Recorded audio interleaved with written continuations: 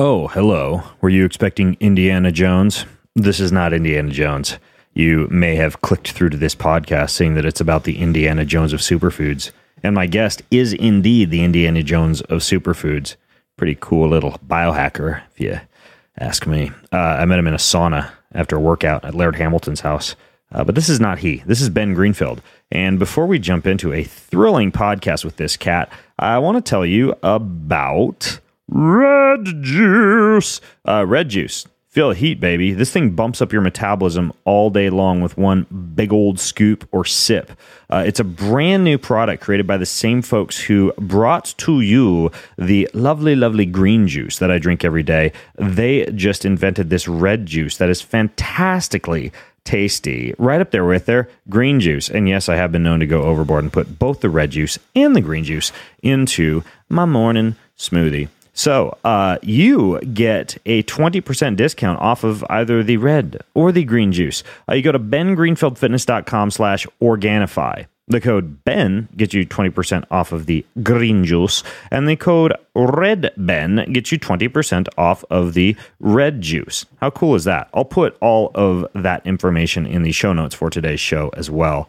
This podcast is also brought to you by the Human Charger. I'm actually about to fly to Finland tomorrow, and in my bag I have this thing called the Human Charger. It's very cool. So when I get to Finland, it's going to be dark. I will go to bed, I'll take care of my circadian rhythm, I'll probably have some nice fish and a Finnish beer and sit in the sauna. But in the morning, as soon as I wake up, I will blast my ears for about 12 minutes with this white light that basically hits the photoreceptors in my brain, tells my brain it's the morning, reduces jet lag, improves mental alertness, mood. Whether you've been traveling or not, the thing freaking works. If you're just tired in the afternoon, stick it in your ears.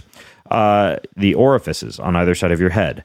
You can visit bengreenfieldfitness.com/humancharger and enter code BEN20 to get 20%. Yes, count it. 20% discount on the Human Charger. Amazing little device. Looks like a little MP3 player, but it's much more than that. bengreenfieldfitness.com/humancharger and enter code BEN20 for 20% off. In this episode of the Ben Greenfield Fitness Show, as soon as you cut it, it starts to oxidize. So you're losing, the clock is ticking on the beneficial compounds. Electrolysis then activates, turns on, and creates hydrogen. And hydrogen is the greatest antioxidant on the planet. From an orthopedic standpoint, this has probably one of the most powerful endogenous ways that you could heal your body.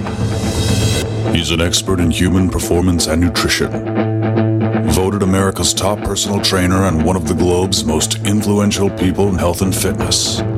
His show provides you with everything you need to optimize physical and mental performance. He is Ben Greenfield. Power, speed, mobility, balance. Whatever it is for you, that's the natural movement. Get out there. When you look at all the studies done, studies that have shown the greatest efficacy. All the information you need in one place, right here, right now, on the Ben Greenfield Fitness Podcast.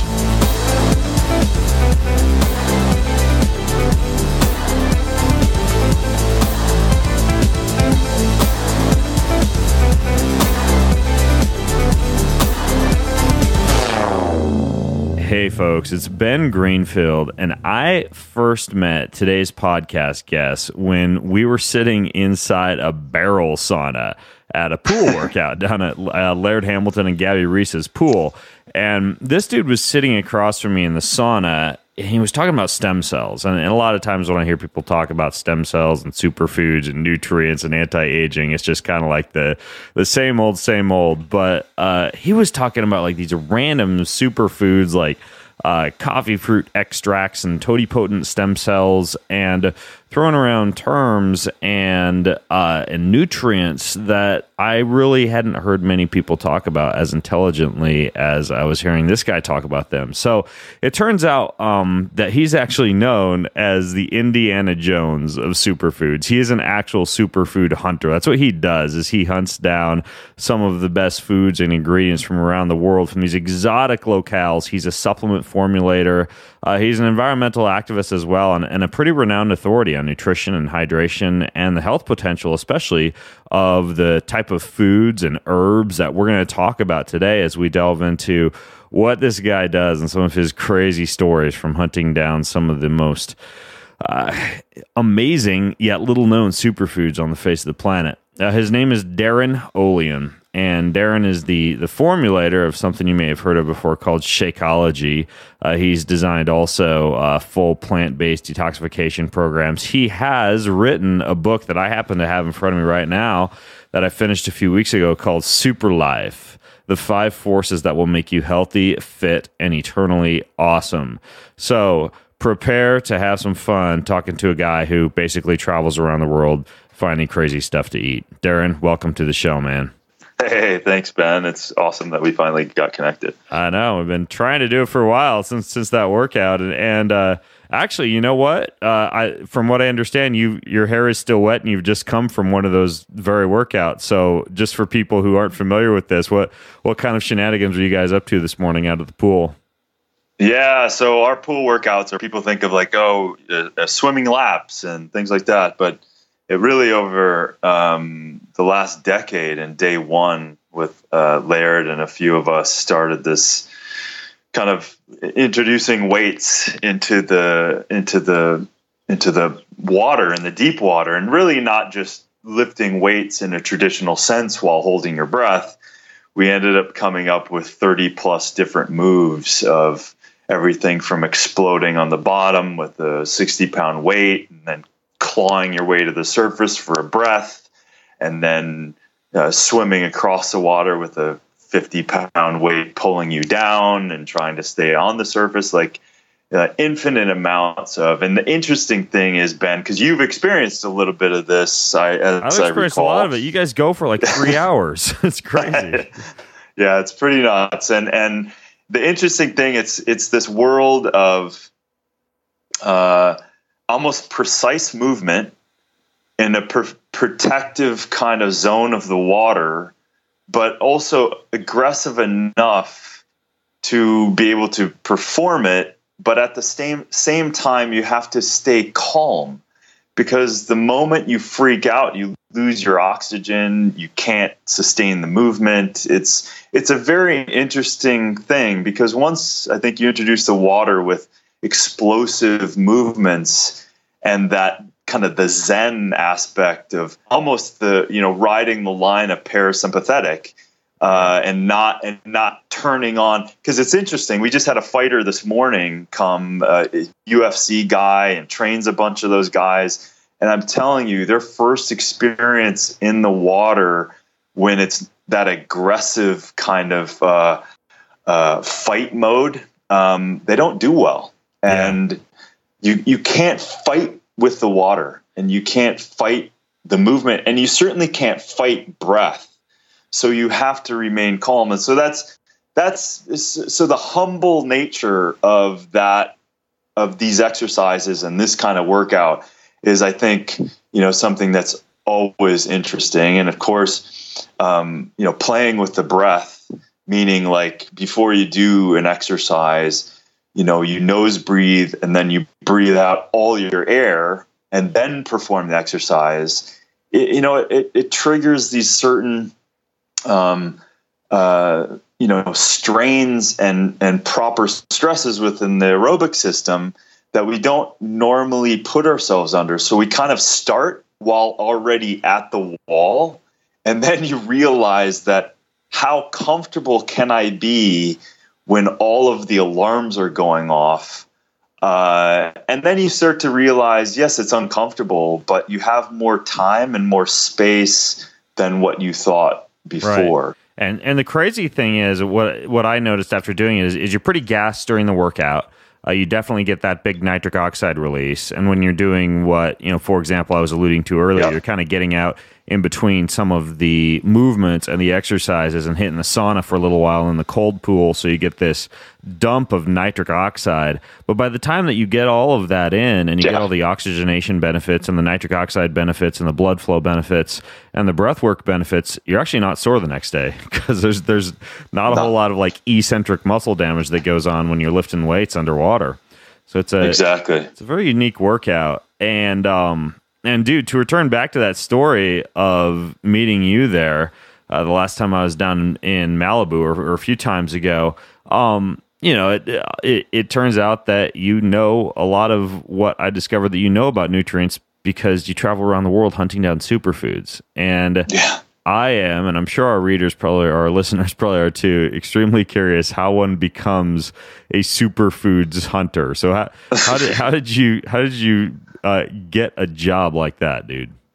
Well, I gotta say, I never set out. It wasn't my 5-year-old dream. I wasn't planning on that, and certainly, and also to caveat that is the term was given. It wasn't something I looked for, but it really came out of, I got hurt playing college football. I changed my major to exercise physiology and nutrition. And once I kind of got that, and I would call it base learning in college, the college time is kind of a base learning. In that base learning of nutrition and physiology, it turned on the curiosity gene in me. And that's really where, I graduated. I moved to Boulder, Colorado. I worked with this great guy, Dale Greenwald, and kind of apprenticed with him and exercise science and physiology. And then I did some nutritional counseling and all of that. And it was great and it was applicable and it was wonderful.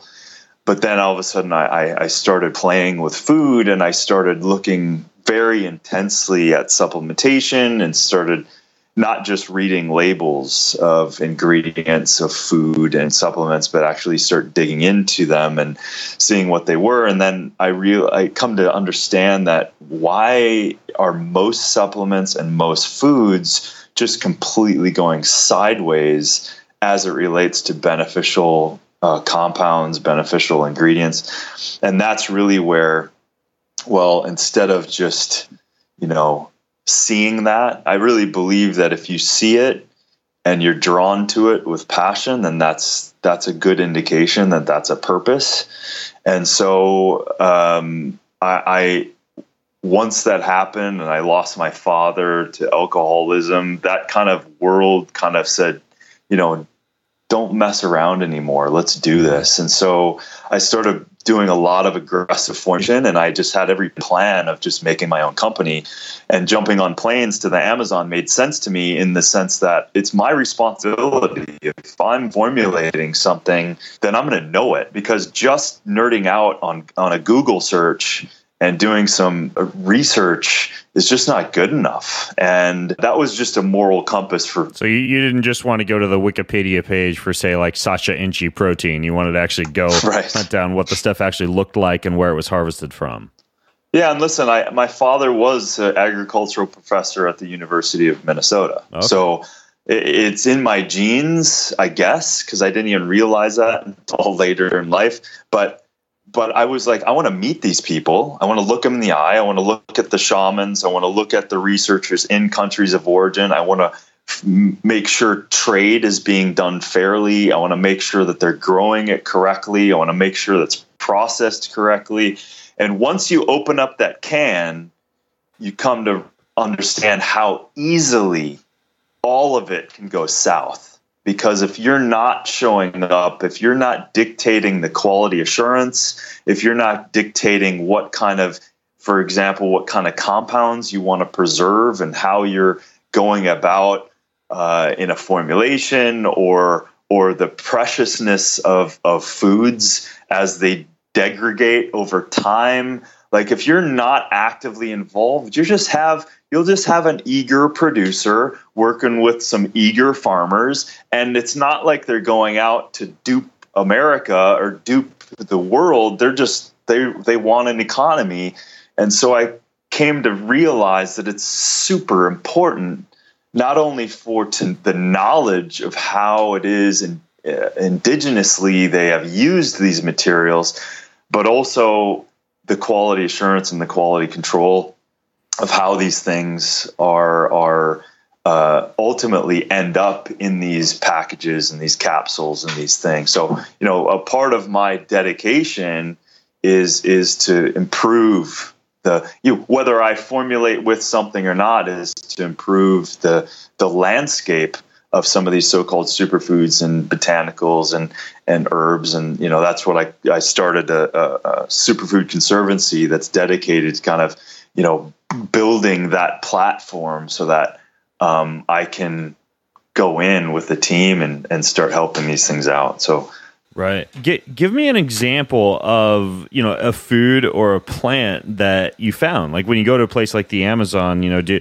you recall like one of the first superfoods that you discovered or that you decided to come back and put into a formulation? Like, I know for a while you were formulating the Shakeology formulations, which have a ton of different things in them, from maitake to reishi to green tea extract and maca and schisandra. But tell me a story of you actually going and finding one of these and what you actually do. I mean, do you harvest it? Do you eat it? Do you taste it? What happens? Right. All the above, depending on what it is and where it is. But I think, so I had some preliminary information about, I had been playing with some adaptogenic herbs. And of course, I had some connections into the South America. So I was starting to reach out to see if there's any comparable producers and kind of setting up some sort of itinerary of when I showed up. And some of those first ones were maca. Maca is an incredible endocrine adaptogen. And that is a Peruvian plant, isn't it? Peruvian, yeah. It's endemic to Peru. Or a root or a plant? It's a tuber, so it is a root. Okay, yep. Gotcha.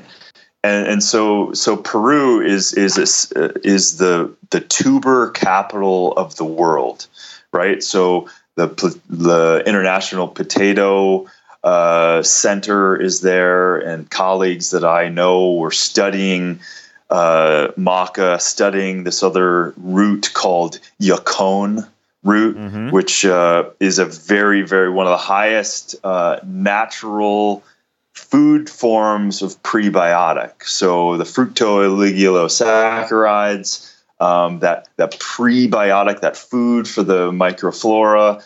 And it was also kind of an Incan canteen that the Incans used to use. And so there's this interesting mix of... You mean a canteen as in they carry liquids in it? Yeah, so the yacon essentially is a big, fat-looking, little bigger than a sweet potato look.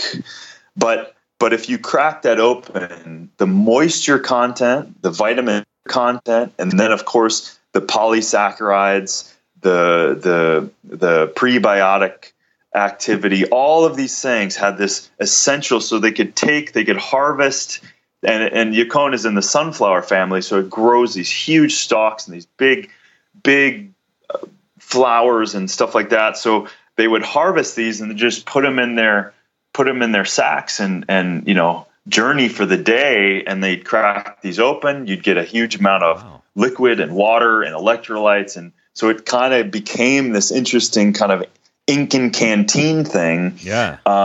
So of course, then how do you not follow that? What's in this thing? Like, what is this about? And so I showed up with maca.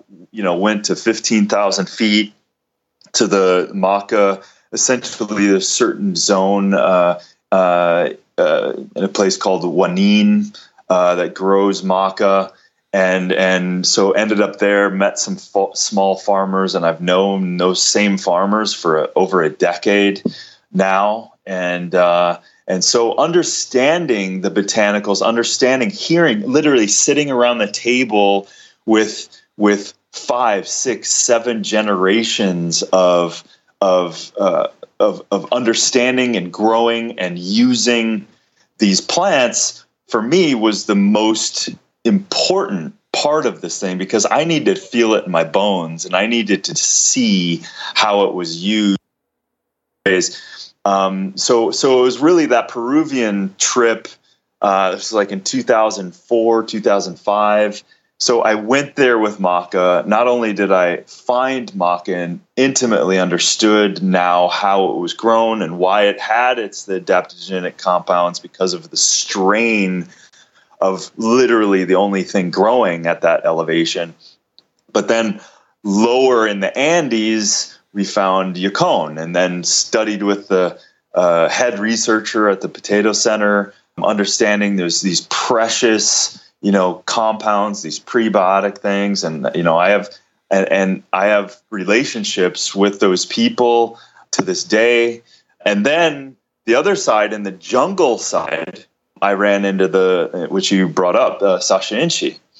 Sacha Inchi, the protein, SACHAINCHI, Sacha Inchi. Exactly, Sacha Inchi. So I used to do spelling bees, by the way. Oh, beautiful. Yeah. Then we'll, there's some good opportunity here then with botanicals. So Sacha Inchi became a very interesting thing, and because Sacha Inchi was essentially ink and gold. And why was it ink and gold is because of the perfect balance of omega-3, 6, and 9 for the human biology, right? So as we know, essential fatty acids, it's not just about the omega-3, it's not just about the omega-6, it's not just about the omega-9, it's the balance and that ratio that the body then converts most efficiently. And the Sacha Inchi came in at a plant-based omega that was nothing was comparable to it. So the first action I saw with that was the oil, and heat resistant, huge amount of antioxidants. And then, of course, the quote unquote byproduct of cold pressing the oil was this incredible, still a little oil in there, but also this great balanced plant protein in the Sacha Inchi protein. So I ended up using. And by the way, just a complete aside here, it's a very cool looking plant. It's shaped like a star. It's like a seed or a nut covered by almost like a star shape. If any of you haven't actually seen this, go do a Google image search for Sacha Inchi, and it's an amazing looking star shaped. I believe they call it like a mountain peanut or it's basically like a nut that's inside of this star shaped fruit. It's very cool looking. Exactly. Sorry to derail your conversation about omega-3, 6s, and 9s, but go ahead. No, but that was it. And so those were kind of my three. Yacon, maca, and Sacha Inchi were my three kind of things that I hooked in on, and again, they're in three vastly different geological areas. And then I started meeting the producers, and then I did end up in Lima, to where these things are produced, and how the care is given so that the active compounds are still there. And so that's because again, once I got aware of not only how to grow it and how it was used indigenously, now how do you preserve the special qualities of these and any other botanical in the way that they translate into this, this mass marketed American world. And unfortunately, most ingredients and botanicals mostly are marketed well, and the quality is not great. Yeah. So you could turn bags over and say, oh, cool, yeah, it's got Sacha Inchi too, and oh, cool, it's got maca in there too. But largely, there's a lot of issues that can happen. I hear you. I've been taking deeper and deeper dives into the world of nutrients and ingredients, and I just formulated my first energy bar, for example. And in terms of the sources, everything from white chia seeds to Spanish almonds. I mean, it's like there's a huge variety as far as quality is concerned. So it really is kind of crazy. But one of the things I actually really wanted to be able to pick your brain about, Darin, was this idea behind stem cells. And I don't recall the details of the conversation that we had when we were in the sauna on that first day that I met you, but I believe you had two different ingredients that you were excited about having discovered specifically for their ability to be able to somehow build a certain type of stem cell. Can you fill me and the listeners in on that conversation we had?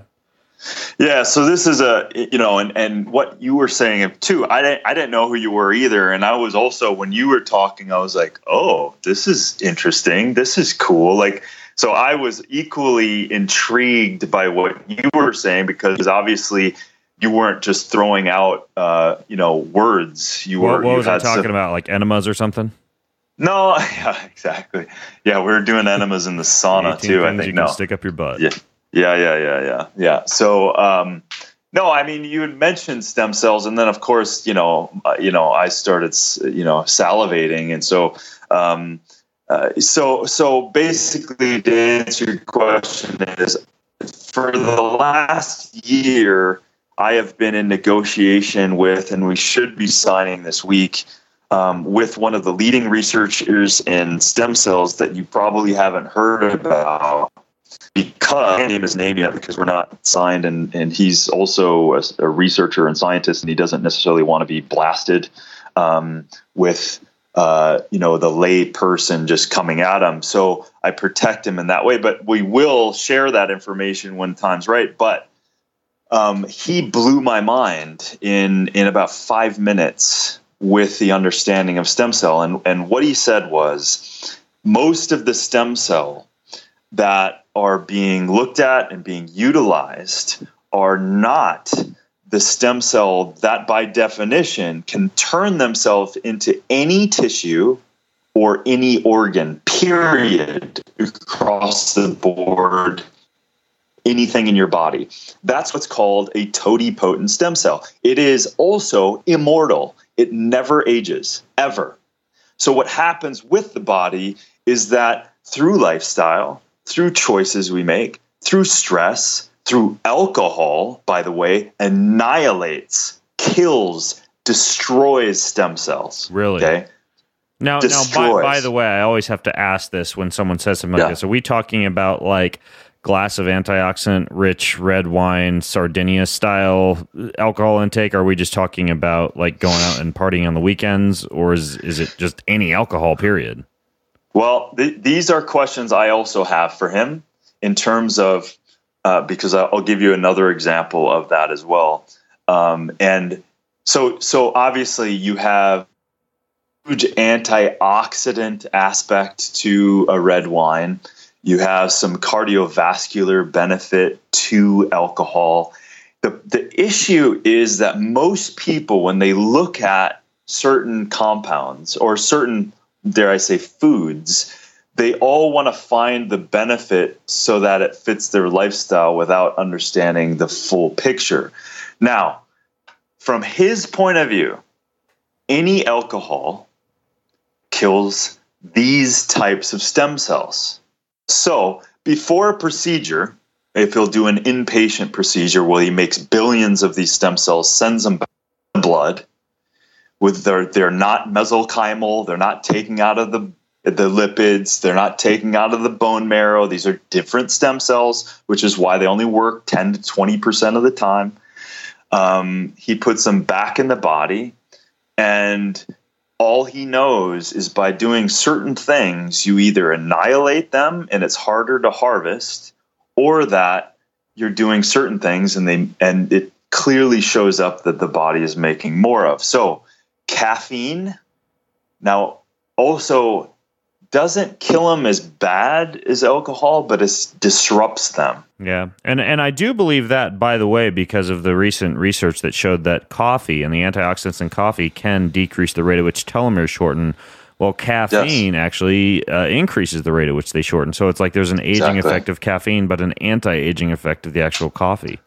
Exactly. And that's the confusing nature of the marketplace, period, right? That's exactly the point of, like, when people try to justify their bad habits, they will, if you're not looking at from the right perspective or the bigger perspective, then you can easily find the justifiable peer-reviewed data to support your situation. So yeah, if someone came to you and said there's all these antioxidants, blah, blah, blah, blah, blah, but they're also not taking the fact this other research about the caffeine, because inversely related or intimately related is the telomerase that is a side effect of the creation of totipotent stem cells.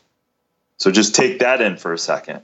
So the more totipotent stem cells you create in your body or create the environment for, turns on as an exhaust system almost of telomerase, which is your anti-aging enzyme that keeps, immortality, right? So there's this very intimate relationship between telomeres and your stem cells. And these totipotent stem cells specifically, which can be deleteriously affected by some things that you mentioned, like alcohol metabolism or exposure to caffeine, which I would imagine probably differs genetically from person to person, but overall the message should be taken with a grain of salt depending on who you are. But these totipotent cells, Darin, from what I understand, those are really only present in our body early on in human development, and I believe it's called the morula, or the early embryonic stage of, for example, a fertilized egg is where you see a lot of these totipotent stem cells. So we actually have the ability to create those later on in life, is what you're saying? 100%, without a doubt. And they're always so the doctor I'm working with has the patents for the only person on the planet who's able to identify them, the only person on the planet who's able to know where they proliferate, so know where they hang out, and also how to not only proliferate but also circulate. Because once they're out of their area of proliferation, they are then able to, by a certain type of initiation, they circulate. So now you have circulating totipotent stem cells. But now, what's the activator? And the activator is chronic or acute injury or pain or repair or whatever it is. So what happens, Ben? It's that same old story. If you create an environment where maybe you're stressed or you're partying all night and you're drinking a lot and you're waking up and you're having your caffeine and going and eating your Egg McMuffins and everything else or whatever, you're creating environments that shut that system down, not to mention the zillion other issues that you're going to be running into, but you're shutting down your body's ability to create these stem cells.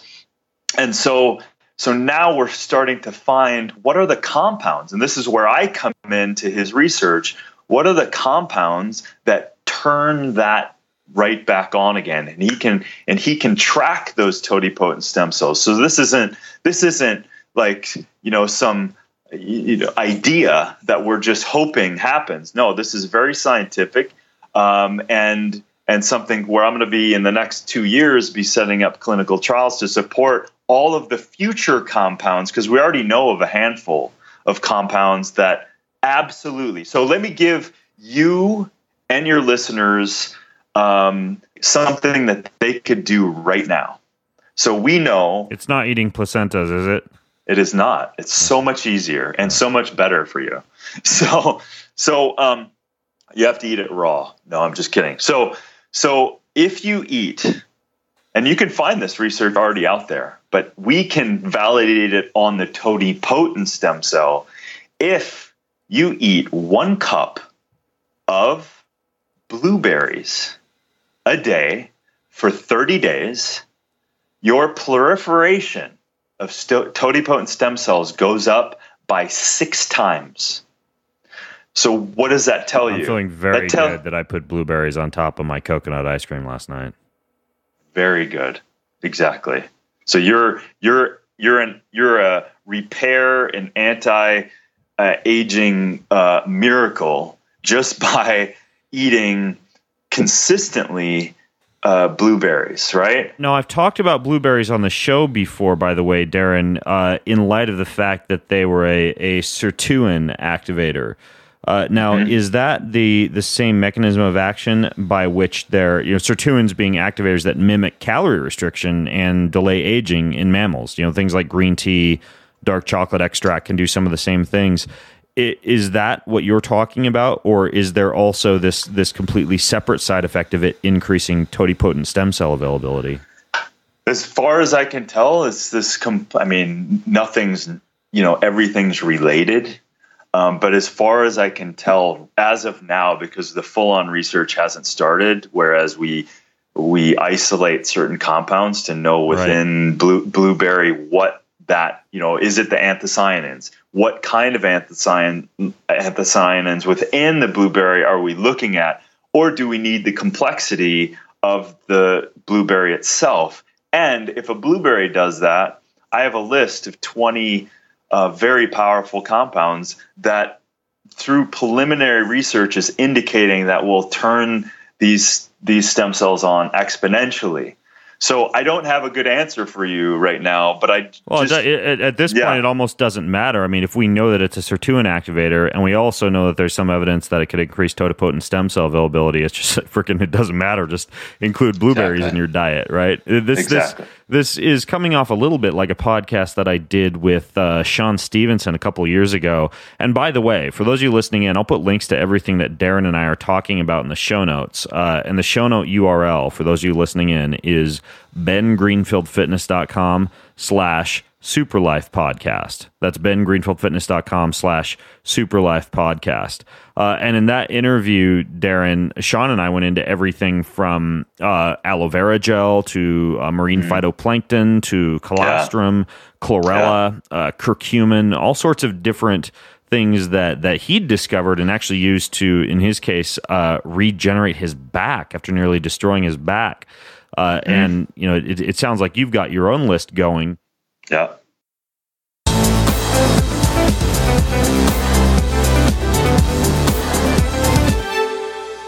Hey, I want to interrupt today's show to tell you about the mattress that I have in the spare room in my home.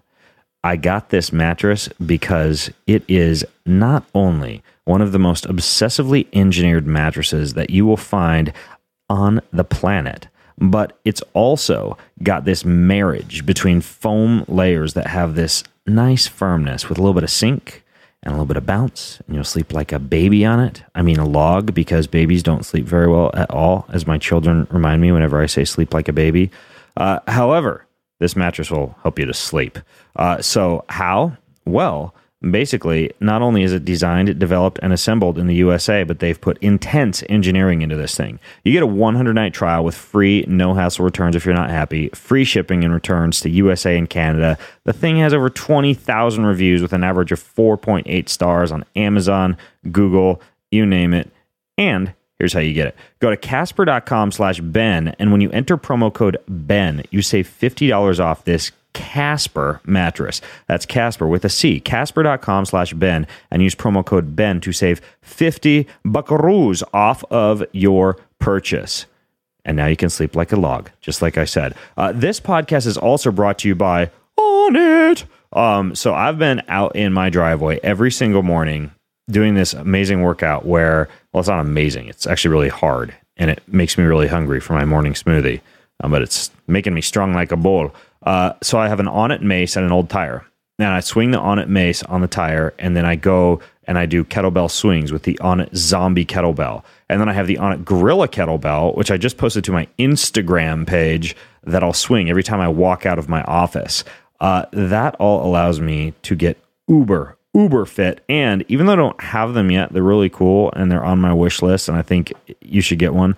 They have the new Star Wars kettlebells, the Darth Vader ones, the Han Solo ones. Is it Han Solo? No, Yoga Mat is the Han Solo. The kettlebells, they have the Imperial Stormtrooper, they have the Bounty Hunter, and they have the Darth Vader. So, by the way, if you, the good folks at On It, are listening, why don't I have these yet? They're amazing. I need to get these. But I have the zombies and I have the monkeys, and you get a discount on any of these and all of the fine fitness gear, supplements, and functional delicious foods from Onnit by going to bengreenfieldfitness.com/ONNIT, bengreenfieldfitness.com/Onnit, and you save 10% on any purchase from Onnit. So check it out. And now let's go superfood hunting.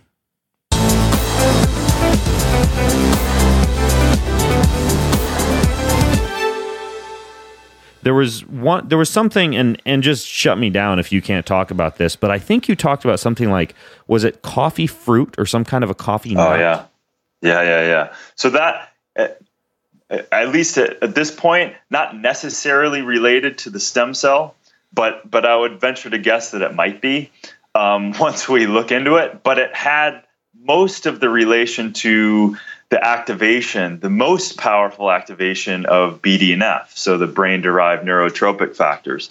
So the synergy between the coffee bean and the coffee fruit. Now, the bean itself has certain action, and we all know that. It's the most consumed beverage on the planet, coffee. But then the fruit has largely been discarded for centuries. So friends of mine over the last decade figured out the process of alchemy and the process of processing it in a way that doesn't allow for the destruction of the fruit. So when processed and dried correctly, the synergy between the fruit, which, by the way, is one of the greatest antioxidants that we know of, along with chaga, but the bean and the fruit itself creates the synergy, and that synergy happens to be one of the greatest activators of brain-derived neurotropic factor. And of course, we know that when someone of dementia, someone of Alzheimer's, guess what? The BDNF is in the toilet. So that's one very powerful indicator that this is turning on that part of the brain, and that the brain's ability to repair, create new neural nets, and then add on top of it the tumerones and the curcumin. Tumerones are turning into be very powerful, which are part of the turmeric. So we've got curcumin, which is a very active compound in turmeric, obviously. And then we have tumerones that are also a very active compound in turmeric that are also a BDNF. So now what we're really talking, and I'm doing some research with some doctor in North Carolina who's leading the research in TBI work, traumatic brain injury stuff with the NFL. And so we're circling the wagons around stem cell and BDNF work to turn on the brain again and also repair some of the acute and chronic trauma. This is very interesting. And Darin, I've seen, just from a usability standpoint, brewable coffee fruit, that you would purchase much like coffee and brew like tea. Is this something, if someone were to supplement with it, that they'd need to look for in encapsulated form, or is there like a chewable or even a tea like this that you could buy off of Amazon, for example? Yeah, so I think there's so this is definitely a proprietary process of 10 years of friends of mine who are in the supplement industry, and I don't think they're currently selling it, but they're selling it to some companies. And I would have to do some, I don't want to say because I don't know, but it is coming out. I can definitely be curious about it in terms of how one could actually implement this into their diet, because it's obviously a little bit more fringe than blueberries. It's really interesting, though, that research that you're talking about, the synergicity between the fruit and the bean for the effect on the brain-derived neurotrophic factor. That's extremely interesting, and I believe it might be the folks at Bulletproof who I think are doing a supplement like a nootropic that has coffee fruit extract in it. I'm not sure if there are other supplements out there that have coffee fruit in them, but that's really interesting. Yeah, it could be. I don't know. I mean, I know the guys that have perfected it in this last year are starting to reach out to some people, but they have the proprietary process. I think if you go to coffeefruit.com, is that them?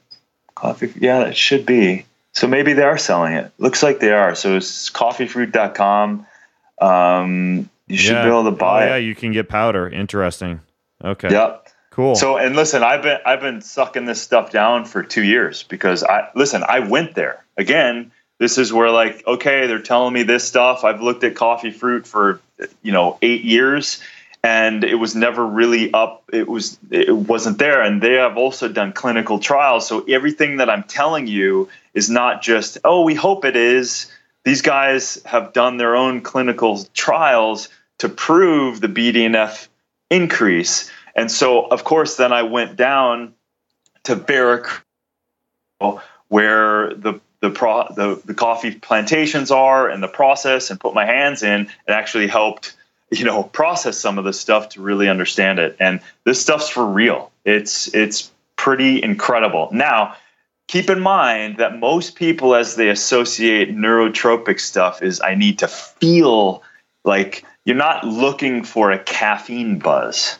You're giving your body the blueprint so that it can have neurosynaptic increases. So you're not looking to stimulate. So don't be duped by people. I mean, I can see this happening, Coffeefruit with a bunch of caffeine in it. But now that you know a little bit about the caffeine, well, don't take high amounts of caffeine. Don't annihilate your stem cells in the process, but get the benefits of the Coffeefruit. Yeah. And now, are you doing anything? And the reason I ask this, Darin, is because I'm on a quest personally to decrease my age. By the time I'm 40, I want to have a biological, meaning a telomere tested age of 25.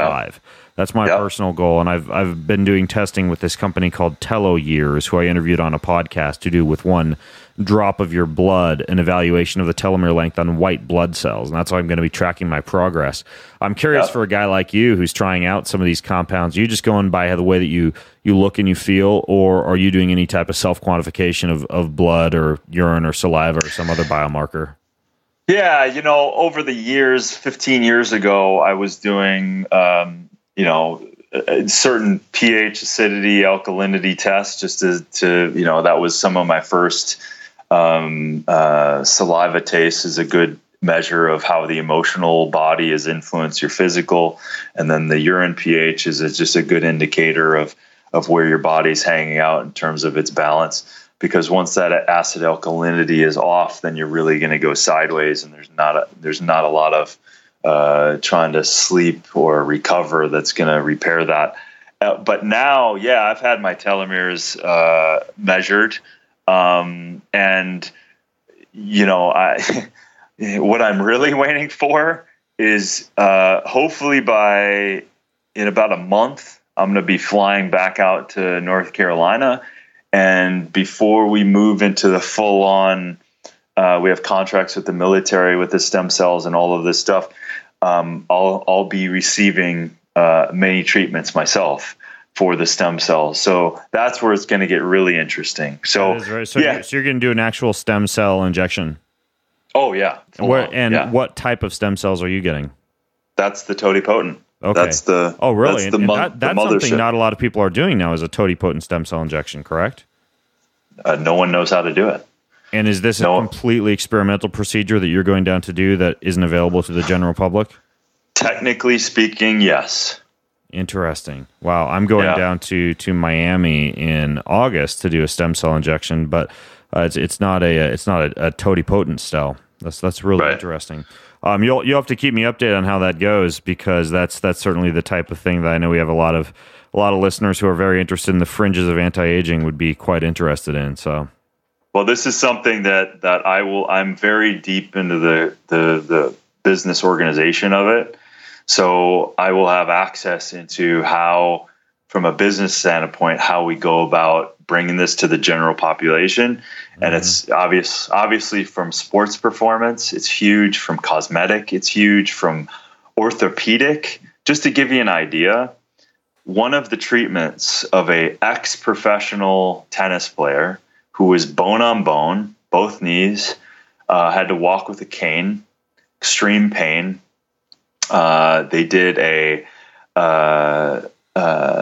extraction, take the blood, made a few billion stems, totipotent, sent them back in the blood within 2 hours.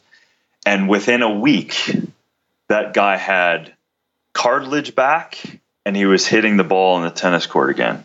Wow. So that's what we're talking about. And I have several other stories, but from an orthopedic standpoint, this has probably one of the most powerful endogenous ways that you could heal your body. And this is just a random lab in North Carolina? Well, it's not it's not a random lab. It's under the super the secret watch Batman facility. Pretty at this point, yes, but we're very close to getting a big chunk of change that we're gonna turn this on in the next few months. Wow. So keep me posted on that. That's definitely something I would be interested in. I got a few other questions for you, Darin. First of all, in your book, the SuperLife book, you of course talk about a lot of these different superfoods that you've been discussing, but then you also get into some lifestyle and even clothing-based choices. But one thing that you discussed that I hadn't really seen talked about before is this idea behind an air-to-water machine. What is an air-to-water machine, and how does that fit into your life? Yeah, so, well, I would give you, so, I mean, for probably the last 15 years, I've been looking at water from many different angles. There's natural moisture in the air. And so I got involved with this air to water. So you have essentially a coolant, you have a fan, and you condense water, and then you run it through a filter, and you're creating water from the air. And it measures out pretty good, right? So it's fairly neutral because there's no contaminants that can travel in that way. And it's so a neutral pH, pretty decent oxygen reduction potential. And so for probably 10 plus years, I've probably had 3, 4, 5 machines in my house. The problem is, here's where actually taking the moisture in the air and converting it into water. Oh yeah, like gallons a day. Interesting. Yeah. Wow. Yeah. So from a sustainable side, I don't need to be connected to the world to create a water source. It's very, very attractive. I've been involved with many of the companies. Largely, there's an issue with power as it relates to the collection of water, because usually it comes down to power, but it also comes down to the scalability and the maintenance of these machines. So as of now, I don't even use mine anymore because it's just over time. So I've gotten a lot more sophisticated with from there as a stepping stone into other water technologies. So obviously, I talk about from different angles because you can be duped with water pretty easily. You can have someone come in and say, hey, this is a miracle water. It's a 8.5 alkaline water. It's going to save your life and cure all diseases and all that shit. And obviously that's not true, but it's also giving you a little bit of an indication as to what the water is. Obviously you want a water that's slightly alkaline. But people don't look at the total dissolved solids, or the TDS. So the TDS, I can influence water all day long with putting some sodium bicarbonate in tap water, and I can drive that pH up to 9, 10, and I can sell that on the market as the best pH water on the planet. And, and it's not hard to do. But what you really need to start looking at is the oxygen reduction potential, the ORP, and also the activated hydrogen.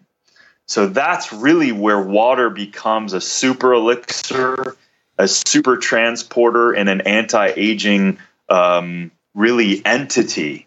Because if most water is dead, right? It's died because natural vortation, when a water never moves in a straight line, it vortates, right? So that's the governing organization of the universe in vortation. So as it vortates and twists down in the river, you're gaining the electric field from the earth, and you're getting the electric fields from the sun, and you're creating electrolysis. That's electrolysis. And electrolysis then activates and turns on and creates hydrogen. And hydrogen is the greatest antioxidant on the planet. Yeah, it's pretty amazing. And by the way, for those of you listening in, I've been doing some experiments lately with actually drinking water made. Well, it's activated hydrogen water, more or less, very similar to what Darin is talking about. And I that's just literally like the past 2 weeks I've been experimenting with drinking a couple of bottles of that per day, and I'm just kind of paying attention to my body and doing my urine strip testing to see what happens with my pH and testing a lot of other things. But yeah, it's really interesting. I wasn't aware of this air to water machine. Now I noticed that, for example, Darin, on Amazon, there's a company called Air Life or Air to Life. Is this the type of machine or Air Water Life? Sorry, Air Water Life. Is that the company who makes the machine? That's one of them. Okay. Yep, that's one of them. I mean, they all come from China, so they're similar. They're all the same technology, just with a different sleeve. So it's pretty simple. So the idea behind the hydrogen water is there are now companies out there, and are there actual filters out there as well that can infuse water with hydrogen to help to neutralize oxygen-free radicals? 100%. And this is where the research I've been doing for a long time, I've just narrowed in. I mean, if you come to my house, Ben, you'd appreciate it, because I have 6 water systems, right? So I test, I look, I beat them up, I test. I have all the little gauges. I can test hydrogen, I can test ORP, I can test TDS, I can test pH, and I know instantly what's happening. And so I've narrowed in on a company, and probably within the next month, I will have one of the most badass, convenient, easy to install water filtration systems and activated on-demand hydrogen makers. And I'm so excited, because that's one of the biggest things you could do to influence your health besides learning how to breathe. And that's a whole but playing devil's advocate here, if we're talking about something with that level of superoxide dismutase and other antioxidant enzyme activity, are you concerned at all about, for example, like blunting the hormetic response to cold or heat or sunshine or exercise in terms of excess antioxidant intake? 100% no, because it's selective. With active or negative, called negative hydrogen, it doesn't go down those pathways. It's only going after the oxidative, free radical damaging molecules. It's incredible. I understand what you're talking about now. Last week, as I was looking into this hydrogen water, there's a guy named Tyler LeBaron, and I'll put a link to a video that he has online. He's part of the Molecular Hydrogen Foundation organization, and he actually goes into that selectivity. And I believe it has to do with the ability versus non-ability for certain components to cross the cell membrane. Is that correct? Exactly. Interesting. Yeah, the name of that video is What is Molecular Hydrogen? And for those of you who want to wrap your head around this, it's like an hour-long YouTube, but it's What is Molecular Hydrogen? I'll link to that one in the show notes for those of you who want to watch it. This guy is involved with selling anything at all. He just has a really interesting presentation on how molecular hydrogen can act as kind of like a selective antioxidant like that. So that's super interesting. The way that I do it, Darin, is I've got my well, and my well water goes through. I get the well water tested just because I still get concerned about glyphosate or excess iron, things like that. So it runs through a filter. My well water does. So it's all run off solar power. So we harvest the energy from the sun, run the well water through an iron filter, and then also a manganese filter, because both of those are very high in the water. And then it goes through a series of glass vortex beads, basically this giant structured water unit that restructures the water before we drink it.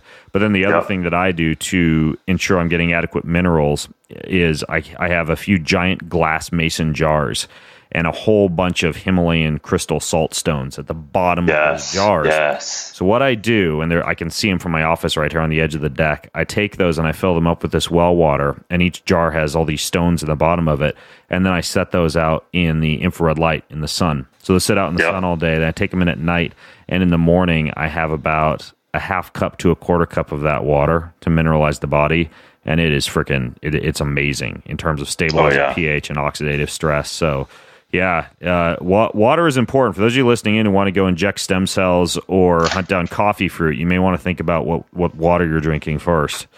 So it's 100%. It's definitely something that Darin addresses in his book too, these air to water machines and beyond. Darin, one other thing I wanted to ask you about was because you're constantly all over the place and you've hinted quite a bit at things coming down the pipeline.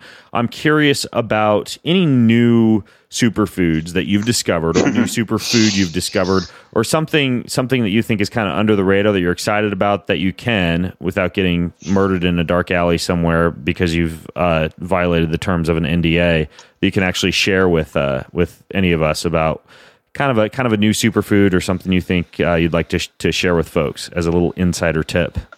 Absolutely. So one that's very, very exciting is I'll keep suspended for a second, but the suspense up. But so I was contacted by a couple of Brazilians, and as you know, Brazil is got a huge amount of biodiversity, obviously, of the Amazon, but it also has a huge amount of biodiversity in the savanna, or what it's called the Cerrado. And the Cerrado is largely the vegetation is as big as the Amazon, but also it's mostly under the ground because it's not as wet. But it has an incredible tapestry of botanicals that no one's really heard of. And so I got invited and they said, "Hey, have you heard of this nut?" And I'll tell you in a second. And I'm like, "No, could you send me some samples?" And so I sent it and I tasted it, and it was like literally one of the most delicious nuts I've ever eaten in my life. And then I said, well, we got to get this tested because I got to know what's going on. Came back, the most nutrient dense nut I've ever seen in my life. Like, it makes an almond look like a poor stepchild.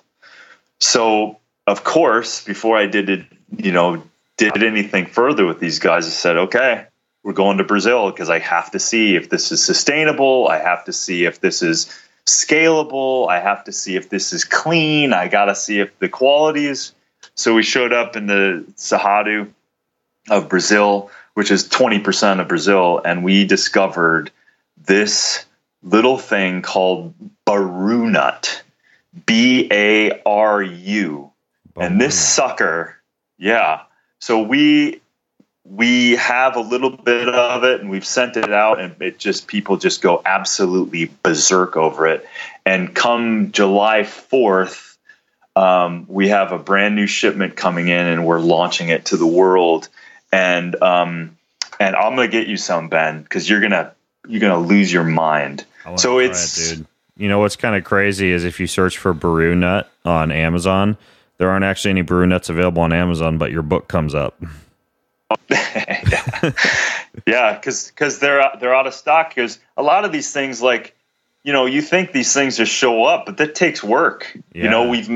We met hundreds of farmers. We met suppliers. We know every player down there. And so in order for this to come, and this exotic nut from around the world, you obviously have to do some work.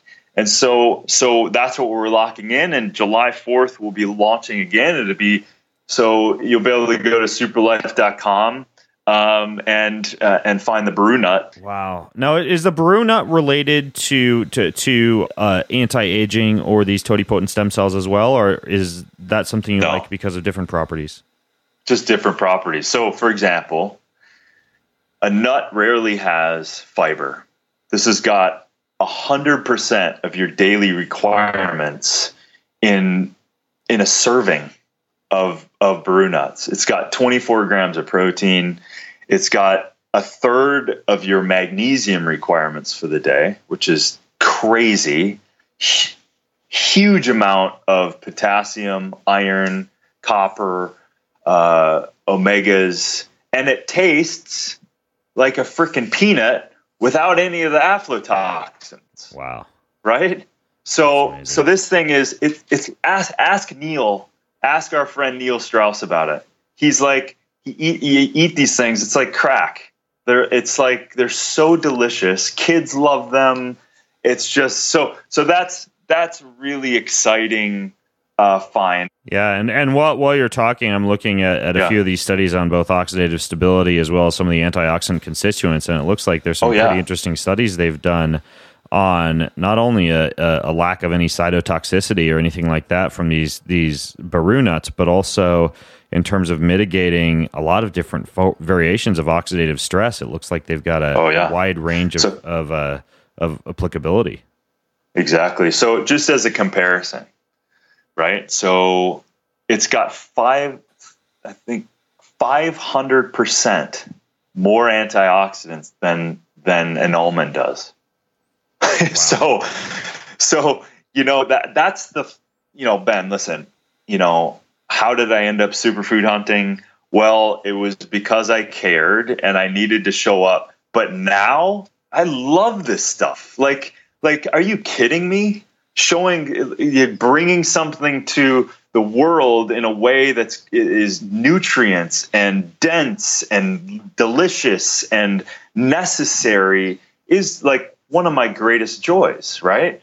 So when I find these things, it's less about, let's make this a successful business because that needs to be sustainable. But most importantly, let's get the medicine as food back in our world again, so that we don't kind of drag this body chemistry set around.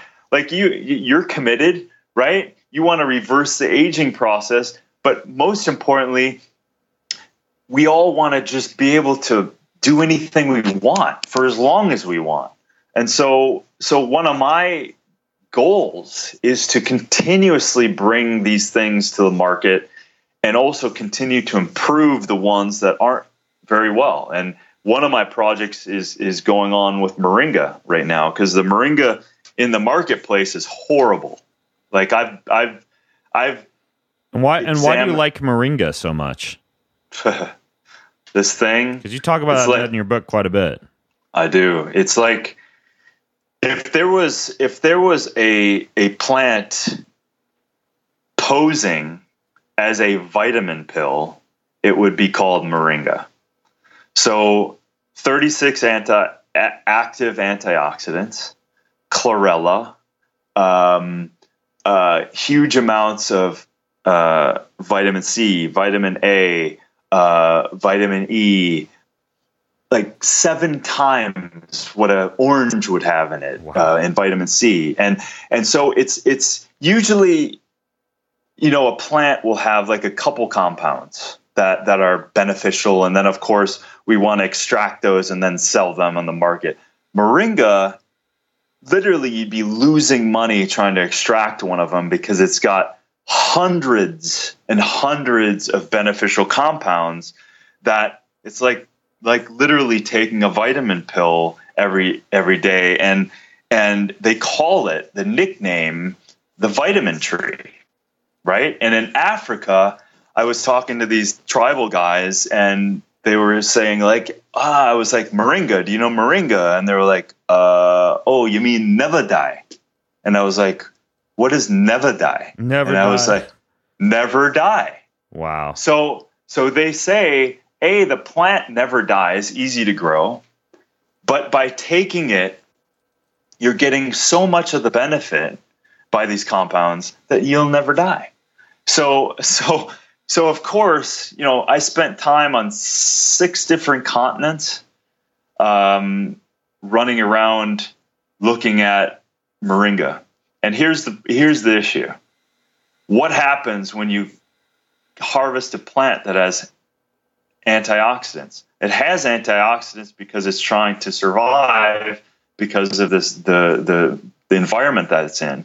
As soon as you cut it, it starts to oxidize. So you're losing, the clock is ticking on the beneficial compounds. And of course, all the water-soluble vitamins are so vulnerable, starting to plummet. So what happens is you can grow this in Philippines, Indonesia, Cambodia, Africa, all of these places. You can grow it, but you need to have the proximity of where you're producing it, and do that right in order to lock in the nutrients. And no one's doing it very well. So I have a project in Africa. I have a project here in the States that's going to turn the tables upside down. And that's actively happening. So we harvest here in the States in mid-July, and we're going right to testing. And I guarantee you it's going to prove that the constituents are exponentially greater than all of that crap on the market. So as you do all of this, Darin, are you doing all of this very similar to how you ran the company Shakeology, where you're planning on developing your own line of nutrients and ingredients? Or are you working more as like a formulator for other companies?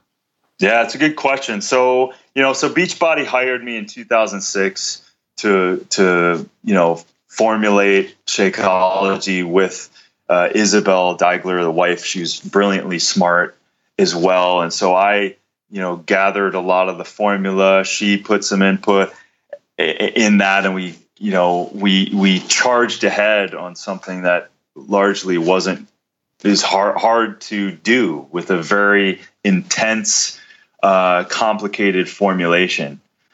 So we charged ahead, and it became a $600 million a year business for them. So I'm an independent contractor, but I do support my product that I did. So I endorse it. So I can't run around creating my own nutraceuticals and sell them to the world. I can do some stuff behind the scenes, and largely I'm doing a lot of stuff behind the scenes. And that is just working with the suppliers, working with the guys that are doing it to go, listen, you're paying too much and you're not getting anything.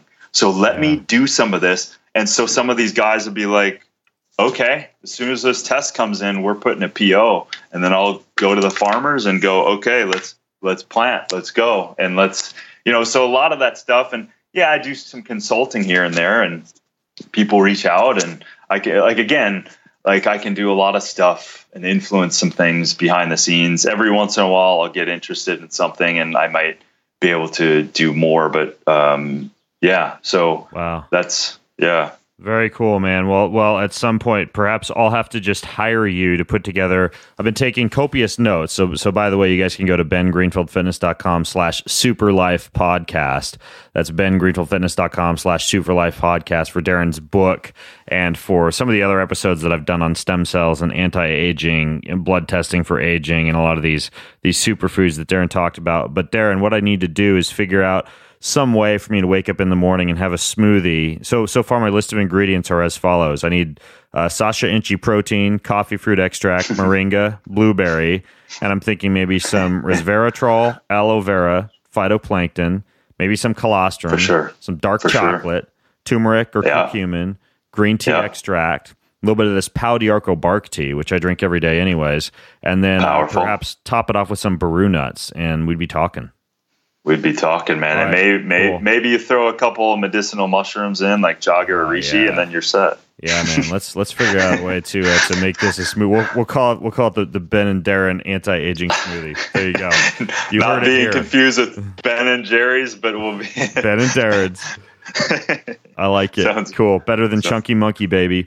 Well, Darin, thanks so much for coming on the show and sharing all this stuff with us. Folks, if you have comments, if you have questions, if you have feedback, if you have your own superfoods to add, your own smoothie recipes to add, or perhaps you are willing to come and just basically be that person who sits in my kitchen mixing all this into a Ziploc bag for me and making me smoothies, comprised of anti-aging ingredients and injecting them into my right butt cheek, you can do all that and more. Just go to bengreenfieldfitness.com/superlifepodcast. That's bengreenfieldfitness.com/superlifepodcast. And until next time, I'm Ben Greenfield, along with the Indiana Jones of superfoods, Mr. Darin Olien himself, signing out from bengreenfieldfitness.com. Have a healthy week. You've been listening to the Ben Greenfield Fitness Podcast. Go to bengreenfieldfitness.com for even more cutting-edge fitness and performance advice.